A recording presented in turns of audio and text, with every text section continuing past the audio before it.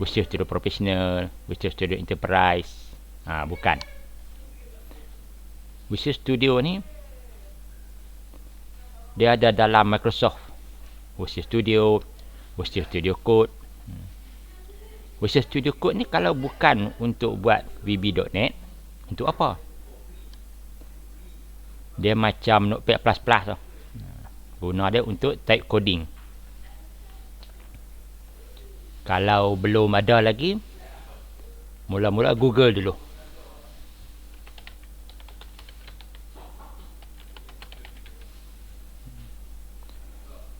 Nanti akan dapat website code.visualstudio.com. Klik pada download. Dan download ni pilihlah sama ada guna Windows ataupun Linux ataupun Mac. Dia boleh sehingga kalau lama pun Windows 7. Sebelum tu tak sesuai lah. Ketika law ni version yang terkini 1.52. Selepas dah download, kita akan dapat macam ni rupa dia. Atas tu macam biasa dia ada menu, dan di sini alat-alat dia sikit, dan kawasan kita bekerja dalam ni.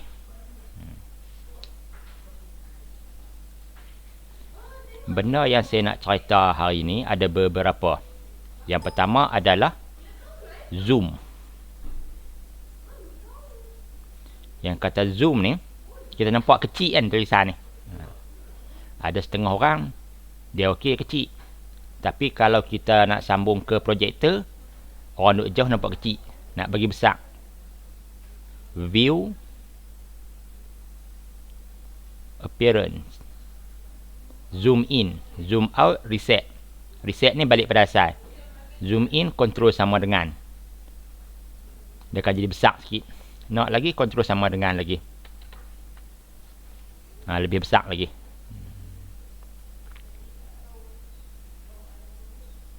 Kalau rasa macam besar sangat, control tolak pula. Dia akan kecil sikit.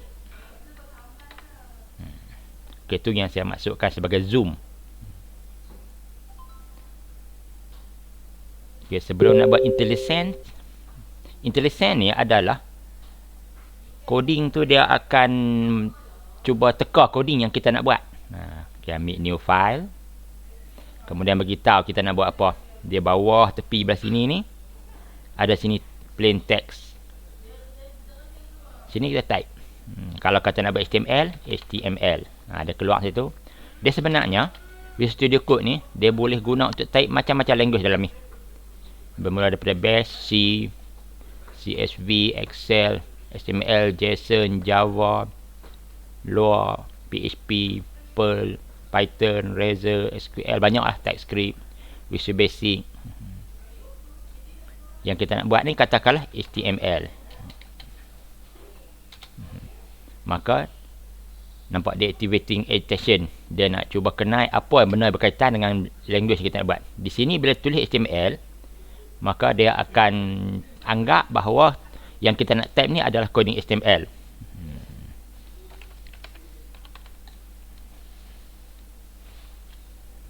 Yang tu dia tolong tambah bagi penutup tu.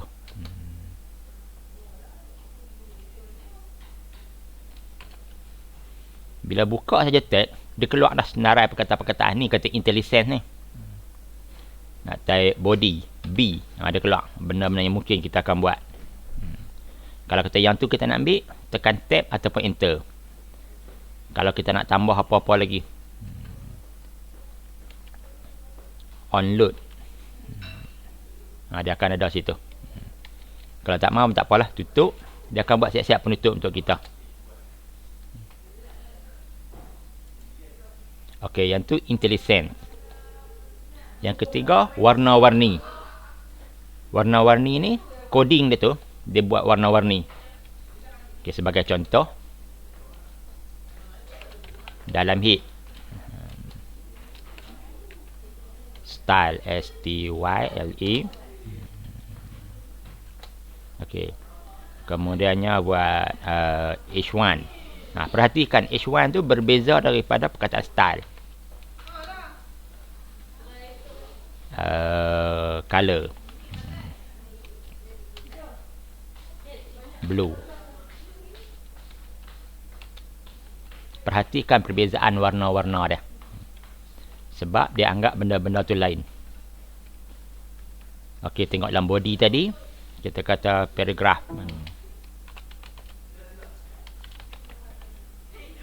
Nampak tak? Perkataan hello tu warna lain pula. Bila kita buat banyak-banyak, kalau kita lama-lama mata kita dah biasa dengan warna tu. Bila dia tak jadi warna tu, kita tahu ada benda yang tak kena kat situ. Lepas warna-warni, formatting. Formatting ni artinya dia akan formatkan coding tu untuk kita. Sepatutnya bila buka P, tutup, buka body, tutup body, anak-anak duduk dalam. Tapi kadang-kadang mungkin duduk kat sini tepi tu kan.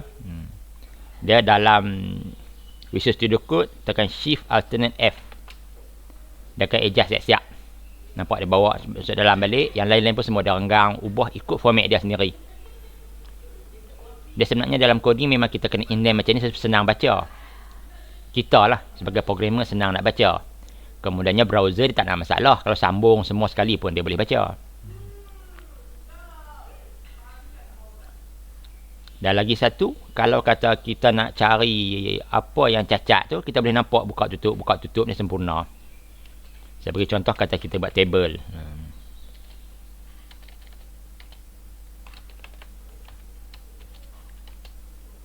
Lepas tu kita buat TR. Lepas tu kita buat TD. Kadang-kadang kita copy daripada mana-mana, tertinggal table. Jadi kita boleh rasa pelik. Pasal apa body pasangan di HTML? Table pasangan di body. Rupanya table ni tak tutup. Nah, macam tu dia suruh tutup bagi siap-siap. Saya tak type sampai habis pun. Cuma buat slash saja. Dan table ni tak duduk betul ni. Maka tekan Shift Alternate F. Dia akan susun balik.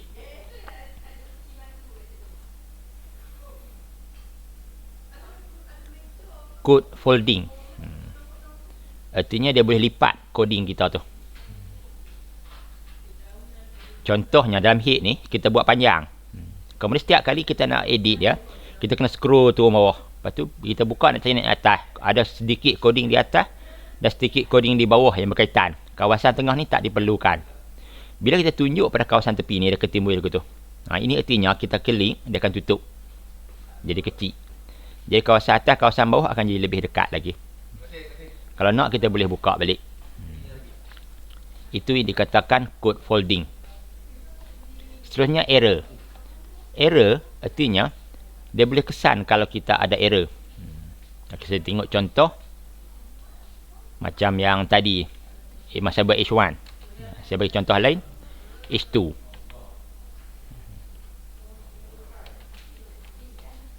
Nampak tak? Dia akan jadi garis macam tu. Nak tahu apa masalahnya?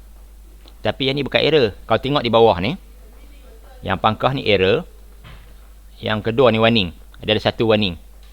Tunjuk di situ, dia akan timbul. Do not use empty rule set. Sebab kita tak isi apa-apa dalam ni. Kalau kita bubuh apa-apa, dia hilang lah. Nampak? Bosi saja pun dia tahu dah. Oh.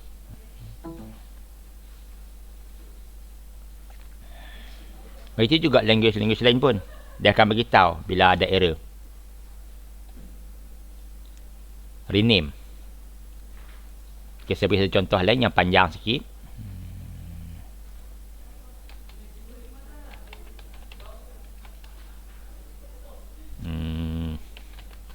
Let pelajar sama dengan Ali. Alert pelajar. Ini contoh, kita ada 2 kali perkataan pelajar ni. Dan mungkin kadang-kadang coding kita panjang akan banyak. Contoh kita masukkan umur, kita guna if berkali-kali, if tu. Okey. Let pelajar ni right click, ambil sini change all, ataupun ringkas dia Ctrl F2. Dia akan highlight perkataan-perkataan yang sama tu. Kemudian kita boleh ubahlah apa kita nak. Kita kata saya nak mau pelajar, saya tulis nama pelajar. Maka semua perkataan yang sama tadi ni dia akan ubah sekaligus. Itulah fungsi rename. Dia tak perlu kita cari satu persatu. Dia akan detect semua sekali. Seterusnya, emmet. Emmet ni satu tambahan yang ada dalam kebanyakan editor yang popular hari ini. Okey, saya tengok contoh nah. Kata nak buat table. Kita dah biasa dah tahu dah. Kita ada table, T-A-B-L-E. Dalam tu kita ada TR. Dalam TR kita ada TH. Simbol besar daripada tu bermaksud selepas tu adalah anak dia. TH tu kita nak buat 3 biji. Jadi kita darab 3. Kemudian selepas tutup TR tu, kita nak buat lagi satu TR. Sebab TR selanjutnya bukan anak seperti TH, tapi sama label dengan TR tu. Jadi kita kena buat kurungan. Plus TR lagi. Dalam TR tu kita ada TD dan 3 juga. Lepas tu kurungan ni, kita darab 2. Makna kata TR ni, yang ni, kita nak buat 2 kali. Semasa type ni, dia timbul ayat ni. Emmet. Artinya dia kenal benda ni. Dan kalau kita nak, kita boleh jadikan dia menggunakan function emmet. Kalau kita klik tempat lain, hilang lah kan. Klik sini balik, tak ada. Tekan control space. Kat keyboard tekan control space, dia akan timbul balik. Boleh pakai yang ni. Klik ke, enter ke, tab ke, dia pak terus jadi. Nampak tak? Buka table, tutup table, buka TR, tutup TR, buka TH, terus 3 kali, ni kali 2. Kalaulah itu baru setakat yang arahan asas. Kalau ada lagi atribut dia, kita boleh masukkan. Nak buh kelas, nak buh ID. Contoh kata H1. Kemudian dia ada kelas, kita buat satu kelas nama dia tajuk. Dalam CSS kita buat tajuk. Bila kita tekan tab ataupun enter, dia akan terus jadi H1 kelas tajuk. Kita masuk kelas isi dah. Ataupun kalau kata isi dia tu, kita nak buat siap-siap boleh juga. H1 kelas dia tajuk. Kita guna curly bracket untuk masukkan isi dia. Bila tekan tab, dia terus jadi siap macam tu. Itu dia emmet. Dia boleh google lah, banyak lagi. Snippet. Snippet ni adalah coding yang selalu kita guna dan dia sangka kita nak guna coding tu. Sebagai contoh lagi, dalam kata JavaScript, kita nak buat for. F-O-R. Dia akan keluar ni. Nak pakai for saja ke? Macam for ni kan. Kalau kita ambil for tu, semula. Dia akan macam tu saja. Tapi kalau kita ambil for loop, dia akan keluar siap-siap. Sebab tadi mungkin memang kita ada for kita sendiri. Perhati balik nah. For. Yang pertama sekali atas ni for sahaja. Tak ada apa-apa. Memang betul-betul 3 huruf je. Tapi kalau kita nak yang lengkap siap-siap, ambil yang kedua ni.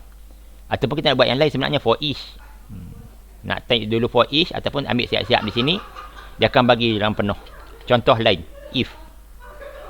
If sahaja ataupun if statement atau if statement. Kalau ambil yang ni, dia akan letak siap-siap kurungan, condition, else. Kita buat siap-siap lah. Tambah sini je. Umur lebih daripada 18. Yang tu snippet. Dan last sekali extension. Extension ni untuk membolehkan Visual Code, Visual Studio Code ni kita gunakan dengan apa-apa language lain. Sebagai contoh, katakanlah kita nak buat Python, nak type coding Python, guna Visual Studio Code. Maka yang ni nama dia, extension. Bila klik extension, maka dia akan keluar di sini untuk kita cari apa extension dia. Atas ni bermakna kata dia akan cari dalam internet. Dia rujuk balik dekat internet, apakah extension yang dah ada. Kemudian extension apa yang kita nak masukkan. Contoh tadi Python. Di sini dia keluar senarai banyak lah. Yang ni dah install. Yang ni yang kita boleh masukkan banyak. Okay, Python. P-Y-T-H-O-N. Maka dia keluar lah apa-apa benda yang berkaitan Python. Kita ambil yang pertama tu. Setakat lah ni 29 juta orang pakai yang ni. Cuba tengok yang lain lagi. Yang ni 2 juta orang yang pakai yang ni, yang download ni. Kalau kita nak, klik install sajalah. Lepas-lepas dah siap, bila kita buka nak guna tag coding Python, dia kenal macam tadi yang coding HTML tu.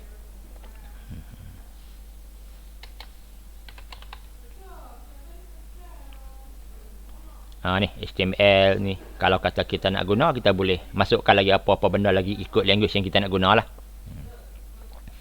Yang tepi ni adalah extension. Bila kita klik dia timbul di sini. Kalau dia tak mau klik balik, dia hilang lah. Sebenarnya cara nak buat projek dalam Visual Studio Code ni. Okay, ni saya tutup dulu. Kita kena mulakan dengan buka folder. Lupa nak abang lagi satu. Dalam Visual Studio Code ni, dia ada auto save. Kita klik pada file ni, auto save ni. Kita kena tick dah. Bila kita tick, lepas ni bila kita buat kerja, kita cuma perlu save sekali sahaja. Lepas tu setiap kali kita buat apa-apa pun, dia akan save sendiri dah. Pilah ke mana-mana pun, klik kat browser, nak tengok hasil terus ada. Nak run terus dapat. Tak perlu save dah. Tak ada berlaku dah masalah terlupa nak save. Okey, yang kata folder tadi, yang ni open folder. Bila kita nak start satu projek, kita ambil open folder. Kemudian kita tentukan di mana kita nak buat kerja kita tu. Kalau kita nak buat PHP, kita perlu letak dalam folder web server. Misalnya kalau kita guna XAMPP, dalam htdoc tu lah. Okey, katakanlah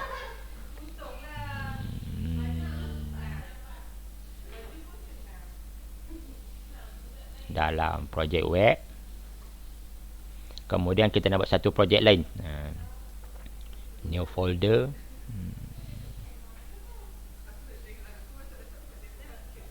Ni kalau kata folder tersebut belum wujud, kita nak create folder semasa sedang buka tu. Bagilah nama, contohnya tomato. Kemudian dah pegang folder tu, tak perlu masuk dalam folder tu. Select folder.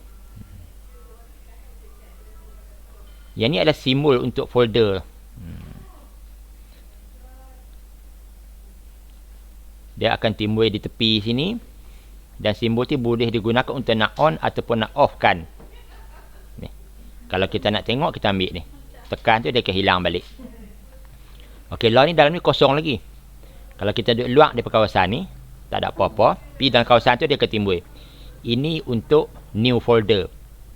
Ini untuk new folder. Yang ini adalah untuk new file. Kita nak buat file baru. Klik pada new file. Maka dia akan jadilah dalam tu. Katakanlah kita nak buat file tu bernama index.php.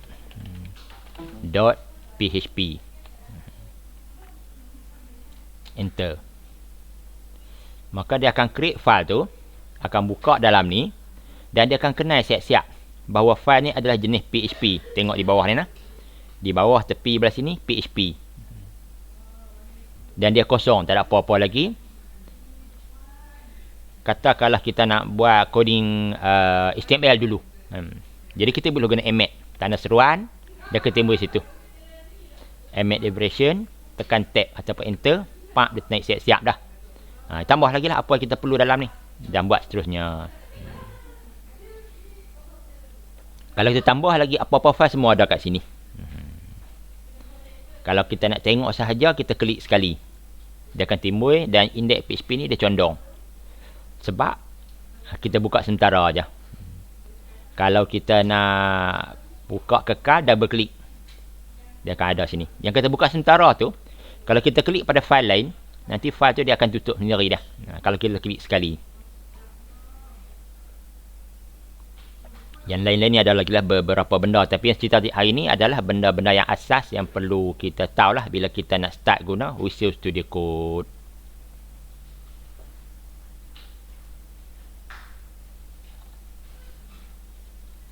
Okey, sekian. Terima kasih.